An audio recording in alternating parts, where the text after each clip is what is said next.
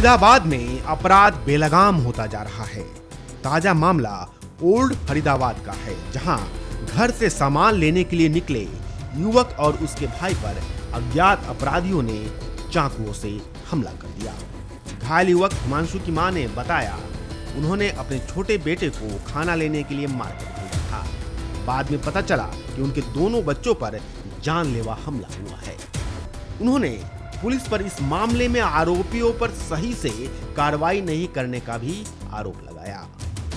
मैंने छोटे लड़के को खाना लेने के लिए भेजा था 10:30 बजे के करीब। तो 5 मिनट बाद मुझे बाइक की आवाज़ आती है, बड़ा लड़का भी चला गया पीछे पीछे। फिर मैंने फ़ोन किया छोटे वाले लड़के पर कि कहाँ हैं, तो अभी तक खाना लेकर आए। उन्होंने बस 5-10 मिनट मारे। 15 मिनट तक कोई फ़ोन नहीं आया। 15 मिनट बाद फोन आता है कि मम्मी हिमांशु भाई को ना चाकू मार दिए किसी ने। मैं उसे सर्वोदय हॉस्पिटल लेके आया हूँ। तो हम अपने दोनों मियाँ बीवी घर से निकलते हैं, थाने जाते हैं, वहाँ से पुलिस लेकर हम यहाँ आते हैं। क्या नाम है, सर्वोदय हॉस्पिटल 19 सेक्टर। तो क्या पता लगा था कौन लोग थे, किस वजह से जो है क्या नाम हमला हुआ? नहीं पता, मेरे बच्चे उन लड़कों को नहीं जानते। तो क्या पुलिस की कार्रवाई से आप संतुष्ट है या नहीं? पहले तो मुझे लग रहा था पुलिस कार्रवाई कर रही है, लेकिन अब नहीं लग रहा, क्योंकि 3 दिन हो चुके हैं और धारा भी कोई नहीं लगाई। लड़के के 6 चाकू मारे गए। हालत नाजुक थी, इतना खून बहा बहुत ज्यादा। क्या दोनों बच्चों में चाकू मारे? हाँ, दोनों बच्चों को चाकू मारे। एक कमर में गाड़ दिया था चाकू और एक के पेट में मार रहे थे, तो उसने वो चाकू वहीं तोड़ दिया। उसके हाथ में भी टाँके आए छोटे वाले के। और बड़े लड़के की 7 तारीख को शादी होनी है। शादी से महज 15 दिन पहले हमला किसी और ने करवाया। उनको तो हम जानते ही नहीं है जिन्होंने किया, क्योंकि हमें पता ही नहीं वो लड़के कौन है। तो आपके बच्चे की शादी भी होने वाली है? हाँ, इसी लड़के की, हिमांशु की, जिस पर 6 चाकू से अटैक हुआ है। इसकी शादी 7 दिसंबर को होने वाली है। तो अब आप क्या चाहते हैं? मैं ये चाहती हूँ या तो वो कोई एक्शन उठाए पुलिस, नहीं तो फिर हम अब कमजोर नहीं है बिल्कुल भी। हम बहुत परेशान हो चुके हैं। पहले भी हमारे साथ वारदात हुई थी। तो आप जो है क्या नाम है ऊपर तक जाओगे? ऊपर तक जाऊंगी बिल्कुल, चाहे जो मर्जी हो जाए। मेरे बच्चे ऐसे कुछ लोगों से मरने के लिए पैदा हुए हैं जो नशे। तो क्या आपको बाद में पता लगा वो शराब भी बेचते हैं क्या? शराब बेचते हैं। बाद में बताया कि ये तो गिरोह चलता है इनका। तो स्मैक बेचते हैं, खुलेआम ड्रग्स बेचते हैं। वो मतलब नशा का व्यापार करते हैं? नशा का व्यापार करते हैं।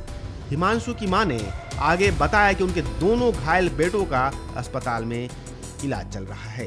उन्होंने यह भी बताया कि 7 दिसंबर को हिमांशु की शादी होने वाली है। परिजनों के मुताबिक आरोपी अभी भी पुलिस की गिरफ्त से बाहर है। वह चाहते हैं कि जल्द ही आरोपियों को गिरफ्तार कर उन्हें कड़ी से कड़ी सजा दी जाए।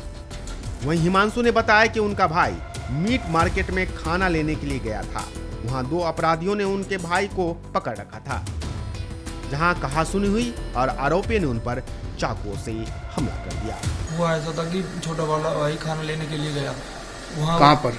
मीट मार्केट में वीर जी का ढाबा है, वहाँ पे उसको 2 बंदों ने पकड़ रखा था। उन्होंने कहा कि अपने भाई को बुला। उन्होंने मुझे बुलाया, मैं वहाँ पहुँचा तो वहाँ लड़ने के लिए तैयार थे, पर मैंने लड़ने की कोई वो नहीं करी। उन्होंने मुझसे कहा कि अपनी गाड़ी का सनरूफ देख के नहीं चलाओगे, जबकि मैं उनको नहीं जानता। तो उन्होंने दारू भी रखी थी। हमने कहा कि हम जा रहे हैं भाई, कल बात करेंगे। हमने अपनी बाइक टर्न ली, उन्होंने पीछे से हमला कर दिया।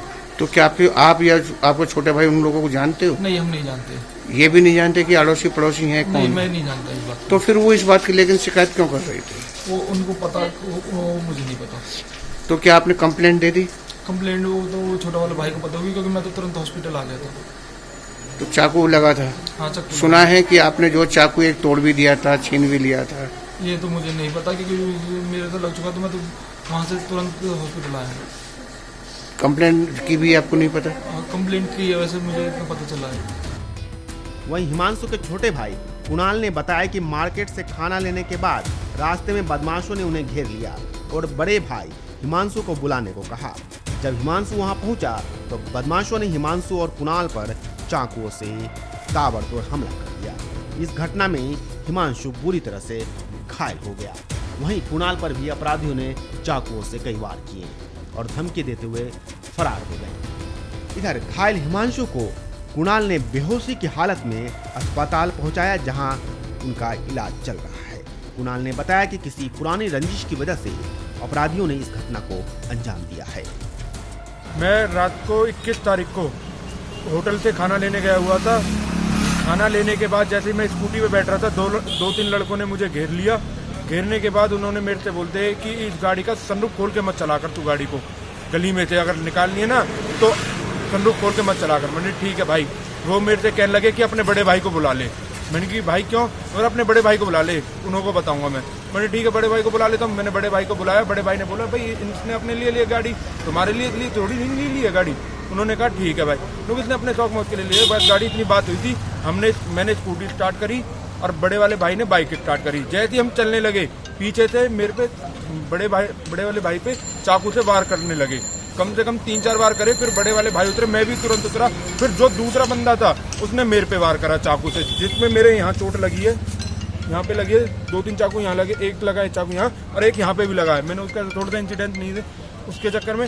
फिर हम जैसे वो तुरंत भाग गए वहाँ से। भागने के बाद भागते भागते बोले कि अब तो बच गया, अगली बार नहीं बचेगा तेरा बड़ा वाला भाई। मन की कोई बात नहीं। फिर हम थाने भागे। थाने जाने के बाद हमने बड़ा वाला भाई बेहोश हो गया। मैंने उसको स्कूटी पे बैठा, दोनों भाई फिर सरबोज में दाखिल करा। फिर पुलिस आई। उसके बाद जब तो हमें पुलिस ने हमसे कार्रवाई करी, ठीक है फायर हुई।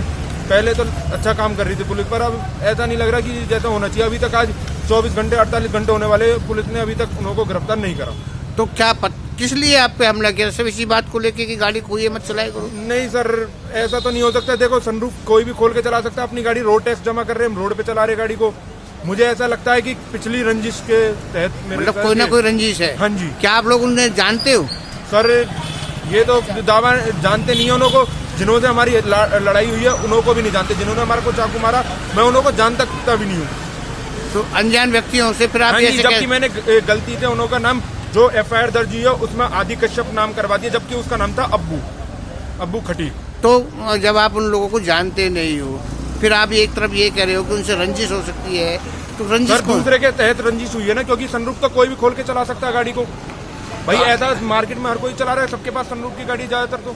तो आप मानते हो कि जो है हाँ, ये पुरानी रंजिश है। 1 साल पहले मेरी लड़ाई हुई थी किसी से, उसी के तहत ये सारा काम हुआ, किसी के थ्रू हो सकता है। हाँ जी बिल्कुल, मैं इसको दावे के साथ कर सकता हूँ। ये थोड़ा टाइम लगेगा। वहीं दूसरी तरफ पुलिस के मुताबिक मामले की जानकारी मिलने के बाद वो मौके पर पहुंचे थे और पीड़ित के शिकायत पर मामला दर्ज कर लिया। उनके मुताबिक मामले की जांच की जा रही है और जल्द ही आरोपियों को गिरफ्तार कर लिया जाएगा। उन्होंने कहा कि गाड़ी चलाने को लेकर कहासुनी होने के बाद इस घटना को अंजाम दिया गया। मामला ये है सर, ये लड़का 21 तारीख की रात में करीब 10-11 बजे यहाँ मीट मार्केट में मौजूद थे। अपने खाना वगैरह लेने के लिए गए थे, तो वहीं 2 लड़के फरीदाबाद और लड़के और भी मौजूद थे, जिनके साथ इनकी कहासुनी हुई। कहासुनी होने के बाद में जो 2 लड़के हैं जिनके ऊपर चाकू से मारने का आरोप है, उन्होंने इनके ऊपर चाकू से हमला कर दिया। हमारे पास जैसे ही दरखास्त आई रात को करीब 12:30 सवा 12 बजे करीब, उसी समय हमने FIR दर्ज की। हम हॉस्पिटल में गए और जो ये पीड़ित हैं इनके लगातार संपर्क में हैं और आरोपियों के घर पे दबिश की जा रही है। बार बार वो घर से मतलब गैर हाजिर हैं, अभी मिल नहीं रहे हैं। अगर पूछताछ में आया हो तो किस लिए, क्यों लड़ाई की थी और क्यों चाकू मारी? सर पूछताछ में तो भी आरोपी से तो कुछ आया नहीं। आरोपी तो जब बताएंगे जब वो गिरफ्तार होंगे। लेकिन मुद्दई पक्ष ये कह रहा था कि भाई इनके घर के पास में ही घर है और ये वहाँ से गाड़ी वगैरह जब मुद्दई पक्ष निकालता है तो उस गाड़ी को चलाने के ऊपर इनकी कुछ वहाँ आपस में कहासुनी हुई थी। लेकिन जो जिस पर हमला हुआ उसकी मां कह रही है कि पहले पुलिस बहुत टाइट थी, लेकिन अब ढीला रवैया हो रहा है। नहीं, ऐसा कुछ नहीं है सर। ढीला आरोपियों के ऊपर बार बार दबिश की जा रही है। कल ही मुकदमा दर्ज हुआ है और पीड़ित पक्ष के लगातार हम संपर्क में। वहीं दूसरी तरफ पीड़ित पक्ष का कहना है कि पुलिस इस मामले को गंभीरता से नहीं ले रही है। इस पर पुलिस का कहना है कि आरोपियों को गिरफ्तार करने के लिए पुलिस की तरफ से दबिश बढ़ा दी गई है। उन्होंने पीड़ित पक्ष के इस घटना को गंभीरता से नहीं लेने के आरोप को सिरे से खारिज कर दिया। अब देखना यह है कि पुलिस इस मामले को कितनी गंभीरता से लेती है और कब तक आरोपियों को गिरफ्तार करती है। Bureau report, news 24।